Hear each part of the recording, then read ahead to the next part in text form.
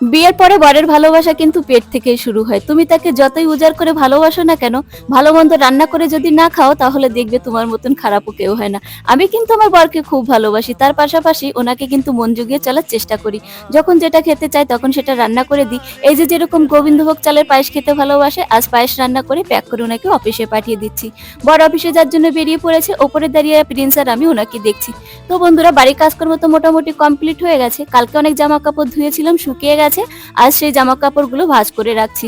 আর Prince দেখো, ভালো মন্দ কোনো কিছু দিলে খাবে না, বসে বসে ঝাঁটার কাঠি চিবোচ্ছে। আমি বাইরে ধুয়েছি, সেখানে না প্রচুর জল জমে রয়েছে, শুকোয়নি। প্রিন্স সেখানে গড়াগড়ি খেয়েছে, ভিজে গেছে, তাই ভাবলাম একেবারে চানটা করিয়ে দিই। তো বন্ধুরা দেখো, ব্রেকফাস্ট নিয়ে বসে পড়েছি। আজকে আমার ব্রেকফাস্ট আছে রুটি, আলুর দম আর লস্যি। বর নিয়ে এসেছে চিকেন, ভালো করে ধুয়ে কেটে বেটে রান্না চাপিয়ে দিয়েছি। রান্না শেষে আমরা সবাই মিলে খেতে বসলাম। আজকে আমাদের মেনুতে আছে চিকেন কষা ভাত। তো চলো বন্ধুরা, আমরা খেতে থাকি। তোমরা সবাই ভালো থেকো, সুস্থ থেকো, বাই বাই।